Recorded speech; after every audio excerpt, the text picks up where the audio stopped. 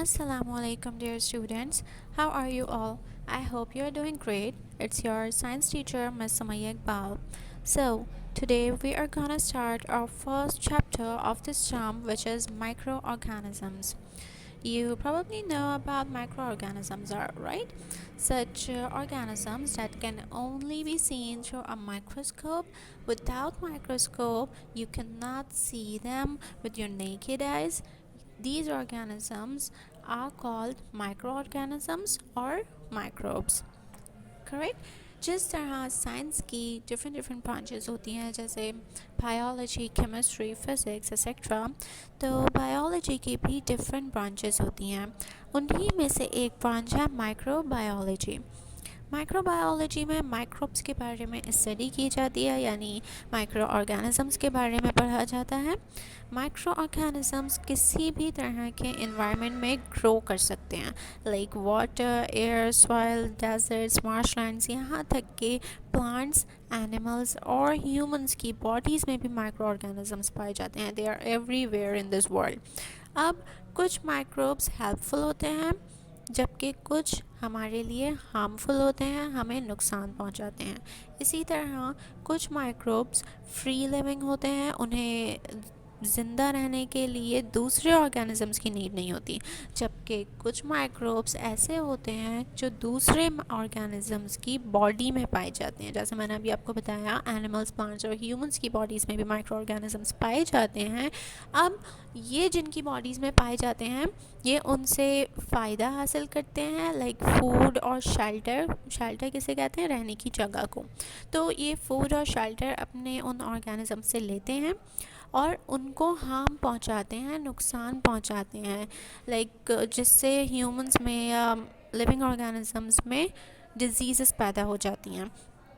अब ये जिस ऑर्गेनिज्म में रहते हैं, फॉर एग्ज़ाम्पल ह्यूमंस, तो ह्यूमंस को उनके लिए होस्ट कहा जाता है, क्योंकि वो उनके अंदर रहते हैं, अपना फूड और शेल्टर लेते हैं, उसे हार्म पहुंचाते हैं, उनकी मदद से ज़िंदा रहते हैं, तो उनको होस्ट कहा जाता है. अब हम आ जाते हैं क्लासिफिकेशन ऑफ माइक्रोब्स पे. माइक्रोब्स को 5 ग्रुप्स में डिवाइड किया गया है. Number 1 is bacteria, number 2 algae, number 3 fungi, जिसका सिंगुलर फंगस होता है, number 4 protozoa, and number 5 is viruses. So we will discuss all of them. So first of all, bacteria. Bacteria are small single-celled organisms possessing a hard cell wall. Bacteria single cell भी होते हैं और group of sales की तरह भी exist करते हैं. Bacteria photosynthetic नहीं होते. They can not prepare their own food like plants. Plants photosynthesis के ज़रिए अपना फूड खुद प्रिपेयर करते हैं, जबकि बैक्टीरिया ऐसे नहीं होते. ऑक्यूरेंस. बैक्टीरियाज कहाँ पाए जाते हैं? बैक्टीरियाज हर जगह पाए जाते हैं, even in water, air, soil, food, और यहाँ तक कि प्लांट्स, एनिमल्स और ह्यूमंस की बॉडीज़ में भी बैक्टीरिया पाए जाते हैं. Now size and structure of bacteria. Bacteria आपको पता ही है माइक्रोस्कोपिक होते हैं, क्योंकि ये माइक्रो ऑर्गेनिजम्स होते हैं. 0.2 से लेकर 100 माइक्रॉन्स तक के एक बैक्टीरिया का साइज़ होता है. बैक्टीरिया में एक्सिस्ट एज सिंगल सेल्ड और एज चेन और groups of cells. Bacteria worst condition में सिस्ट फॉर्म कर लेते हैं, जो उनको प्रोटेक्ट करती है, उनके लिए कवरिंग शील्ड का काम करती है, और जब फेवरेबल कंडीशंस आ जाती हैं, कंडीशंस बेटर हो जाती हैं, तो वो सिस्ट ख़त्म हो जाती है. Now shape of bacteria. Bacteria के शेप्स के हिसाब से इनको 4 कैटेगरीज में क्लासिफाई किया गया है, which are number 1 bacilli, number 2 cocci, number 3 spirilla, and number 4 is vibrio. So number 1 bacillus. Bacillus basically singular है bacilli का. तो bacillus rod shape के बैक्टीरिया होते हैं, जबकि कॉक्साई, जिनका सिंगुलर है कॉकस, ये स्फेरिकल शेप के होते हैं, लाइक बॉल की तरह, ग्लोब की तरह का इनका शेप होता है. नंबर 3 स्पिरुला, जिनका सिंगुलर होता है स्पिरुलम. स्पिरुलाज स्पाइरल यानी कर्ल, राउंड शेप के होते हैं. And the last one is vibrio. Vibrio इनका सिंगुलर होता है विब्रियंस। ये कॉमा के शेप के होते हैं, कॉमा आपको पता ही है कैसा होता है, तो ये कॉमा के शेप के बैक्टीरिया होते हैं। As I told you before कि कुछ बैक्टीरियम हार्मफुल जबकि कुछ यूज़फुल होते हैं। Some bacteria can be used in medicines, food and industry, decomposition, digestion of food, etc. etc. और कुछ बैक्टीरिया हार्मफुल होते हैं that can cause diseases and spoilage of food. Now, a second type which is algae. algae ऐसे plants होते हैं जिनमें stem, leaves और roots कुछ भी नहीं होता। Like they are plants but ये नॉर्मल प्लांट्स की तरह नहीं होते जिनमें रूट्स हों, स्टेम हो, लीव्स हों, ये तमाम चीज़ें अलगे में नहीं होती। दे आर सिंपल प्लांट्स जिनमें क्लोरोफिल होता है और ये मॉइस्ट यानी नर्म और नम गीली जगहों पर पाए जाते हैं। एल्गे ज़रूरी नहीं है कि सिर्फ ग्रीन कलर के हों, बल्कि नेचर में आप blue, green, red and brown colour के एल्गे भी देख सकते हैं। यू नो द रेड सी का नाम रेड सी क्यों है? क्योंकि इस समंदर के सरफेस पे रेड कलर्ड एल्गे फ्लोट करते हैं, जिसकी वजह से वो वाटर रेड दिखने लगता है, रेड लगने लगता है। इसी वजह से उस रेड सी का नाम रेड सी गया। And algae are also called grass of water. Algae को ग्रास ऑफ वाटर भी कहा जाता है। Now fungi. फंगी का सिंगुलर होता है फंगस। फंगी बेसिकली ऐसे प्लांट्स होते हैं जिनमें क्लोरोफिल नहीं होता और थैलस लाइक बॉडी, मतलब इनकी बॉडी में स्टेम, लीव्स, रूट्स एक्सेट्रा कुछ भी नहीं होता, just like algae. But algae में क्लोरोफिल मौजूद होता है जिसकी वजह से वो ग्रीन कलर्ड भी होते हैं, लेकिन फंगी में क्लोरोफिल नहीं होता। Mushrooms, penicillium and yeast etcetera etcetera are the examples of fungi. Fungi dark, warm और मॉइस्ट प्लेसेस पर पाए जाते हैं, like stale bread, rotting fruits, moist trees वगैरह वगैरह। इन तमाम में फंगस पाई जाती है।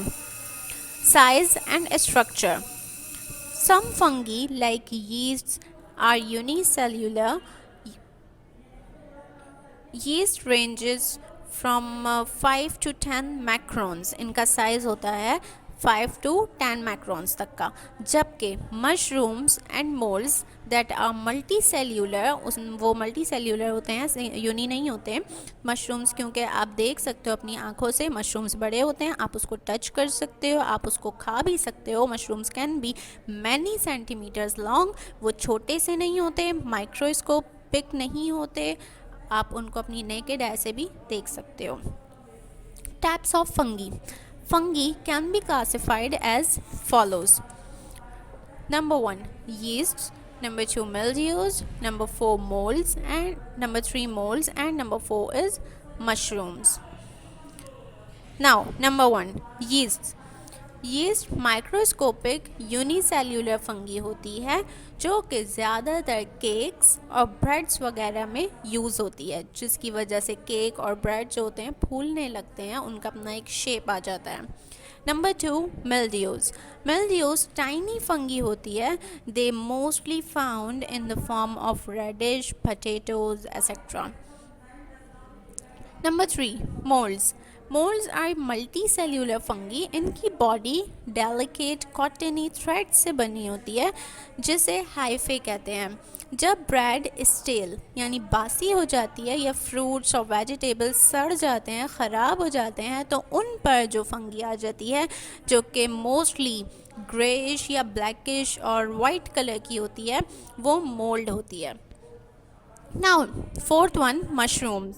Mushrooms are large multicellular saprophytic fungi. Mushrooms trees के trunks यानी स्टेम पे या गीली मिट्टी पे पाए जाते हैं. Protozoa. Protozoa basically दो वर्ड से मिलकर बना है, proto and zoa. Proto means first and zoa means animals. Protozoa की singular protozoan है. Protozoa unicellular plants like organisms होते हैं. प्रोटोजोआ की 50,000 स्पेशीज़ हैं.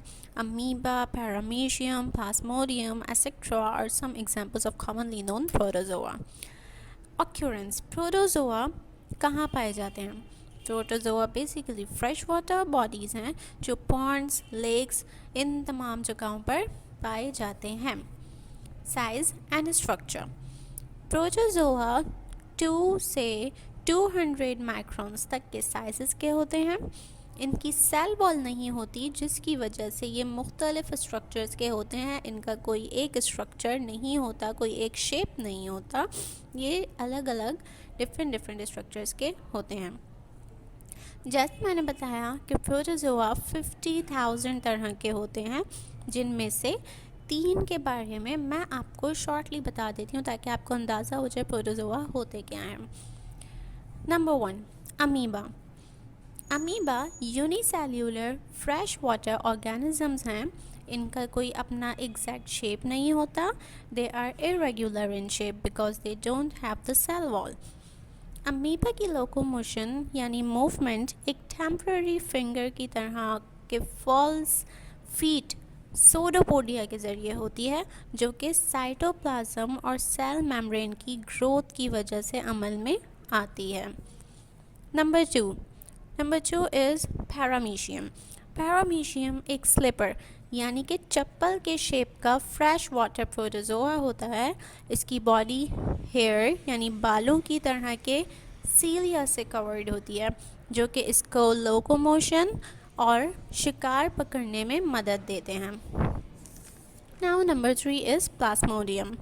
प्लाज्मोडियम इज़ बेसिकली एंडोपैरासाइट, मतलब ये एक ऐसा यूनिसेल्यूलर ऑर्गेनिज्म है जो अपने होस्ट की बॉडी में रहता है, उससे अपना फूड और अपना शेल्टर लेता है और अपने ही होस्ट को नुकसान पहुंचाता है।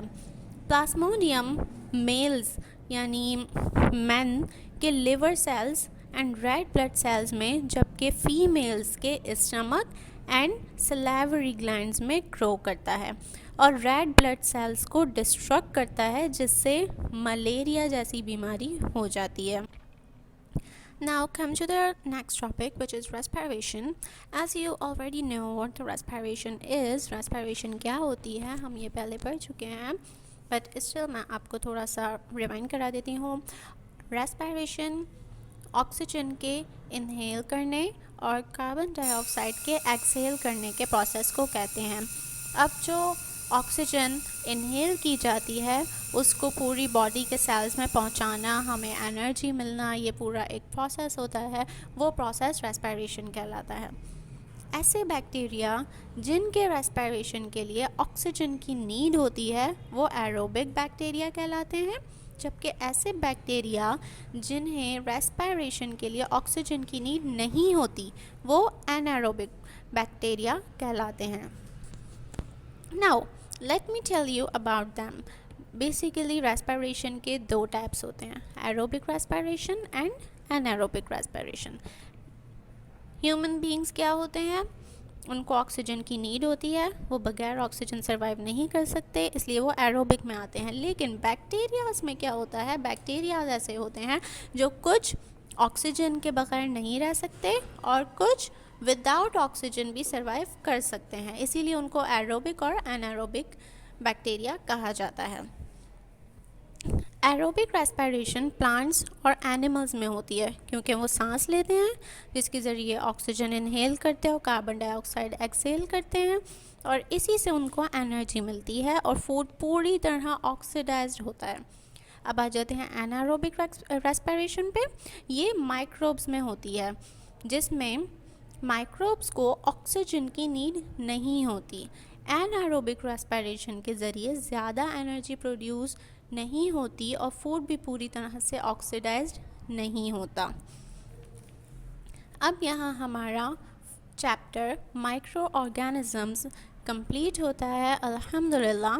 I hope you guys get that. अपनी वर्कशीट का तमाम काम मुकम्मल करने के साथ साथ अपनी रीडिंग और राइटिंग पर भरपूर तवज्जो दें, उसको ख़राब ना होने दें। इसके अलावा fill in the blanks, tick the right answers अपने जर्नल में ज़रूर करें। डायग्राम्स अच्छे से बनाएं, वर्क सफाई से करें। इसके अलावा अपना बहुत सारा ख्याल रखें। Thank you so much, take care, अल्लाह हाफ़िज़।